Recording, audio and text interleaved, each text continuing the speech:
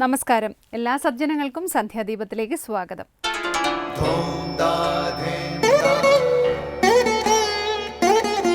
ശുഭം ഭവതു കല്യാണമായുസാരോഗ്യവർദ്ധനം സർവദുഃഖ വിനാശായ സന്ധ്യാദീപം നമോസ്തുതേ. നാമം ജപായനം പുണ്യം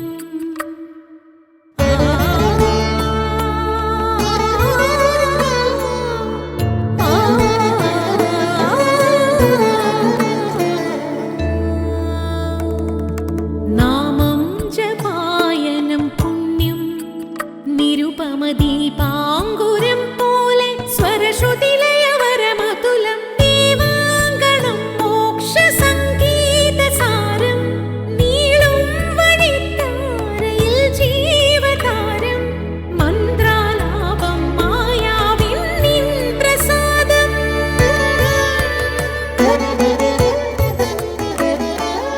ഇരുൾ നീങ്ങിയുണരുന്ന തെളിനാളദീപം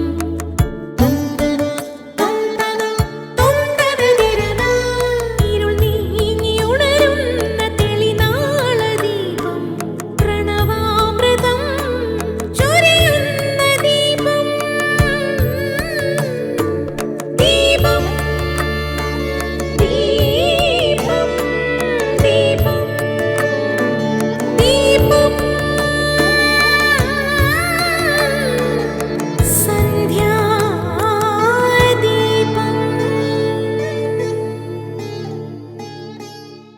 മനുഷ്യന്റെ ശരിയായ ധർമ്മം എന്താണെന്നുള്ളത് പലരുടെയും സംശയമാണ്. സ്വയം അറിയുക എന്നതാണ് മനുഷ്യജന്മത്തിൻ്റെ ലക്ഷ്യം. അതായത് ഞാൻ ആര്, എൻ്റെ യഥാർത്ഥ സ്വരൂപം എന്ത് എന്നറിയുക. അതാണ് മനുഷ്യൻ്റെ പരമമായ ധർമ്മം. അല്ലെങ്കിൽ മനുഷ്യനും മൃഗങ്ങളും കൃമികീടങ്ങളും തമ്മിൽ എന്ത് വ്യത്യാസമാണുള്ളത്? അവയും ജനിക്കുന്നു, വളരുന്നു, കുട്ടികളെ ജനിപ്പിക്കുന്നു, മരിക്കുന്നു. എന്നാൽ മനുഷ്യരെ പോലെ മൃഗങ്ങൾ പുതിയ ശീലങ്ങളും കർമ്മബന്ധങ്ങളും സൃഷ്ടിക്കുന്നില്ല. കാരണം അവ സ്വധർമ്മത്തിൽ നിന്നും വ്യതിചലിക്കാതെ പ്രകൃതി നിയമങ്ങൾ അണുവിട തെറ്റിക്കാതെ ജീവിക്കുന്നു. എന്നാൽ മനുഷ്യൻ അങ്ങനെയല്ലല്ലോ. അവൻ സ്വയം ദുഃഖിച്ചും മറ്റുള്ളവരെ ദുഃഖിപ്പിച്ചും ജീവിച്ച് ഒടുവിൽ മരണത്തിനിരയാകുന്നു. അങ്ങനെ മൃഗങ്ങളെക്കാൾ താണ നിലയിലേക്ക് നമ്മൾ അധപതിച്ചുകൊണ്ടിരിക്കുന്നു. സൃഷ്ടിയും സൃഷ്ടാവും രണ്ടല്ല, ഒന്നാണ്. ഇതാണ് സനാതനധർമ്മം പഠിപ്പിക്കുന്നത്. ഇവിടെ ഈശ്വരനല്ലാതെ മറ്റൊന്നുമില്ല. ഒരേ ഒരു ഈശ്വരനല്ല, എല്ലാം ഈശ്വരനാണ്. സമുദ്രത്തിലും വെള്ളമുണ്ട്, തിരയിലും വെള്ളമുണ്ട്. നാനാതരത്തിലുള്ള തിരമാലകളായും അനന്തവും വിശാലവുമായ സമുദ്രമായും കാണപ്പെടുന്നത് വെള്ളം തന്നെയാണ്. ബാഹ്യരൂപങ്ങൾ മാത്രമാണ് വ്യത്യാസമുള്ളത്. തുടർന്ന് ശ്രീ കാവാലം ശ്രീകുമാർ ദക്ഷിണാമൂർത്തി സ്തോത്രം ആലപിക്കുന്നത് കേൾക്കാം.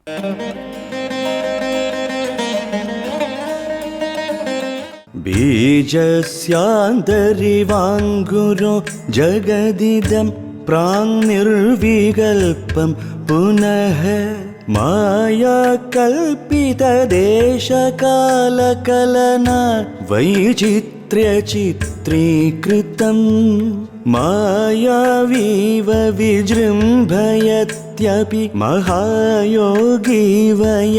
സ്വേച്ഛയാ തസ്മൈ ശ്രീഗുരുമൂർത്തയേ നമ ഇദം ശ്രീദക്ഷിണാമൂർത്തയേ.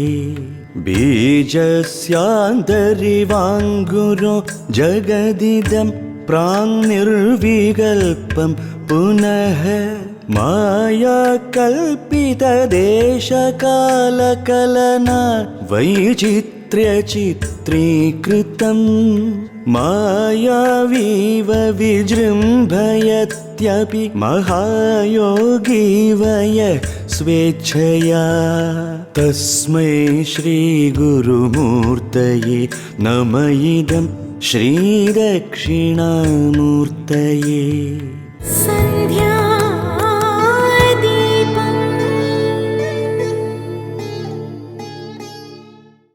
അടുത്തതായി ശങ്കരസ്തോത്രാമൃതം. വിത്തിനുള്ളിൽ അങ്കുരമെന്ന പോലെ ഈ ജഗത്ത് മുഴുവനും തന്നെ മുമ്പ് യാതൊരു വികല്പവുമില്ലാത്തതായി നിലനിന്നിരുന്നു. എല്ലാ ദർശനങ്ങളുടെയും ആവിർഭാവത്തിനു കാരണം മനുഷ്യൻ്റെ ജിജ്ഞാസയാണ്. ജിജ്ഞാസയെ പല വിഭാഗത്തിൽപ്പെടുത്തി പറയാമെങ്കിലും ഈ ജഗത്തിനെ സംബന്ധിച്ചാണ് എല്ലാ ജിജ്ഞാസകളും ആരംഭിക്കുന്നത്. മനുഷ്യൻ്റെ ജിജ്ഞാസയുടെ ഒന്നാമത്തെ ബീജം ഈ ജഗത്ത് തന്നെ. ശങ്കരാചാര്യ രചിച്ച ദക്ഷിണാമൂർത്തി സ്തോത്രത്തിലെ 2-ാം ശ്ലോകം സ്വാമി ചിദാനന്ദപുരി വ്യാഖ്യാനിക്കുന്നത് കേൾക്കാം.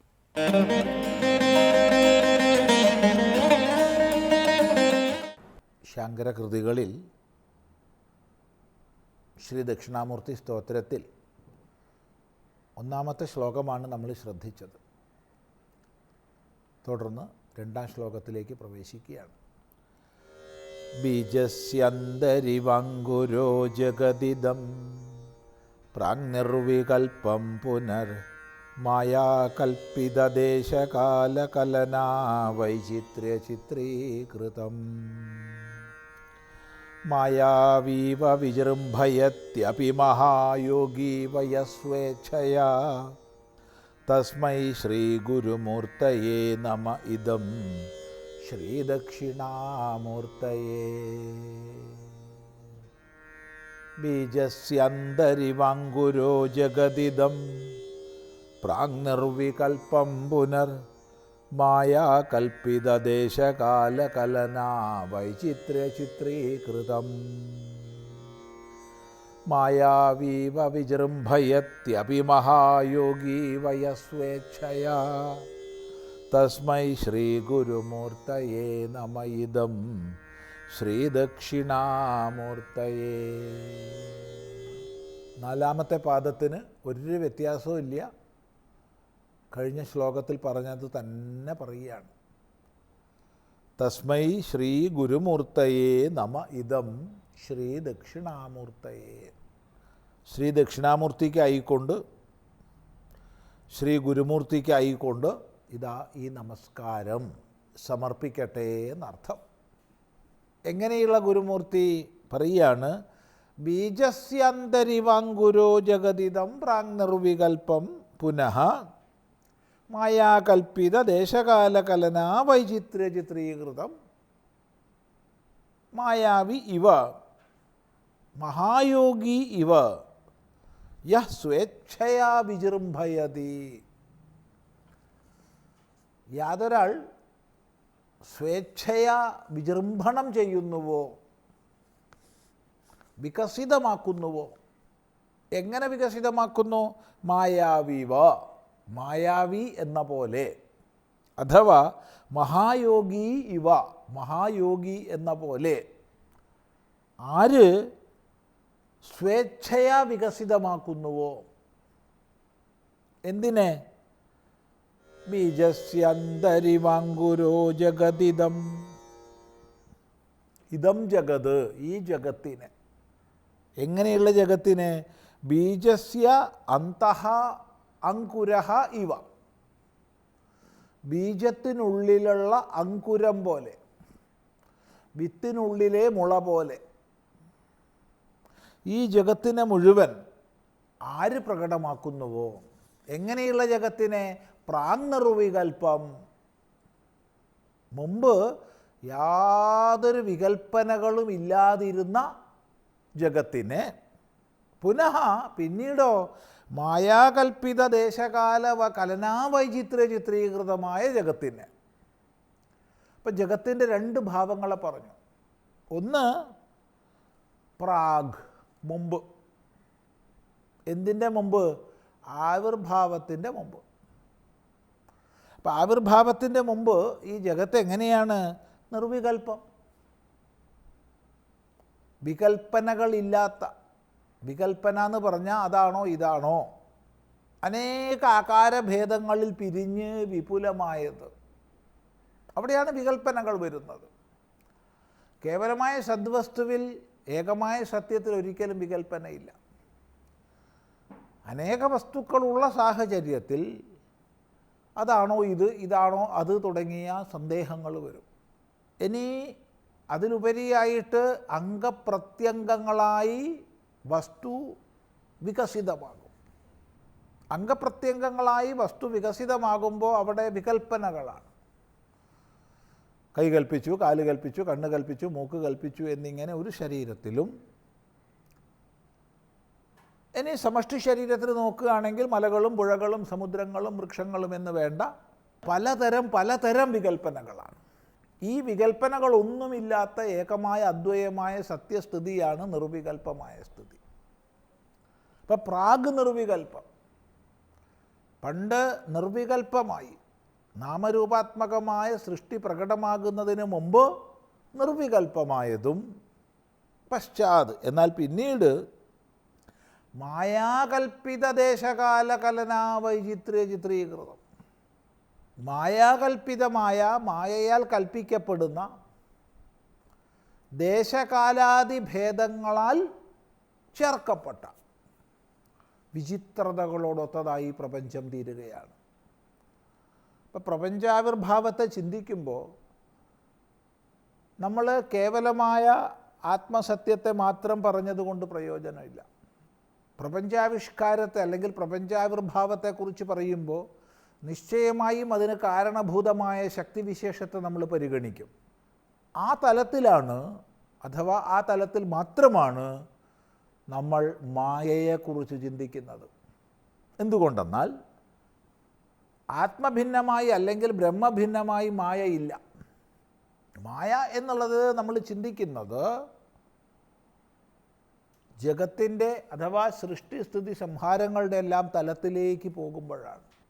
എന്താണ് മായ? മായ പരമാത്മാവിൻ്റെ അല്ലെങ്കിൽ ബ്രഹ്മത്തിൻ്റെ അനന്യയും അഭിന്നയുമായ ശക്തിവിശേഷമാണ്. അനന്യയും അഭിന്നയുമായ ശക്തിവിശേഷം. അനന്യയാണ്, അഭിന്നയാണ്. അതുകൊണ്ട് ബ്രഹ്മഭിന്നമായിട്ട് മായയില്ല, മായാഭിന്നമായിട്ട് ബ്രഹ്മവുമില്ല. അതുകൊണ്ട് നമ്മൾ വേറിട്ട് ചിന്തിക്കുന്നില്ല. എന്നാൽ സൃഷ്ടിസ്ഥിതി സംഹാരം തുടങ്ങിയ വ്യവഹാരങ്ങളെ പരിഗണിക്കുമ്പോൾ, ജഗത്തിനെ പരിഗണിക്കുമ്പോൾ നിശ്ചയമായി നമ്മൾ മായയെ പറയണം. അതാണ് മായയാൽ കൽപ്പിക്കപ്പെട്ട എന്നിവിടെ പറയുന്നത്. ഈ മായയാൽ കൽപ്പിക്കപ്പെട്ട എന്നുള്ളതിനെ അല്പം കൂടി നമുക്ക് ചിന്തിക്കേണ്ടതുണ്ട്. അടുത്ത പ്രാവശ്യം ആവട്ടെ. അടുത്തതായി ദീപാരാധനയാണ്. ക്ഷേത്ര സന്നിധിയിലെത്തി മംഗളാരതി തൊഴുത് ഇന്നത്തേക്ക് മടങ്ങാം. എല്ലാവർക്കും നമസ്കാരം.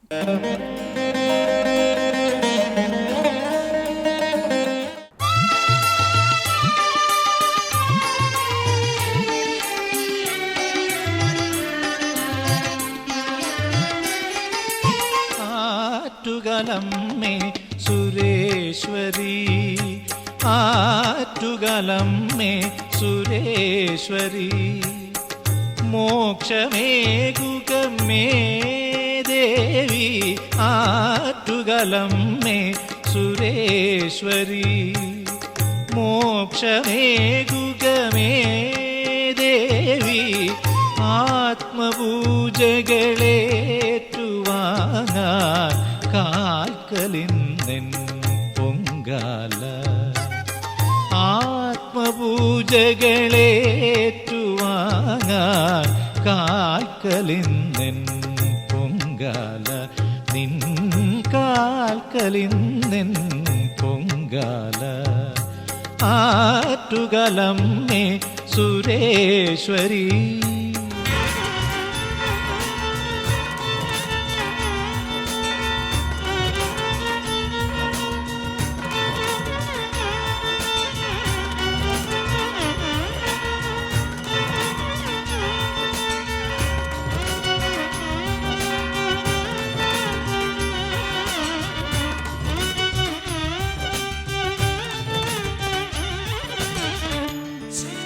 श्रीचक्रराजसिंह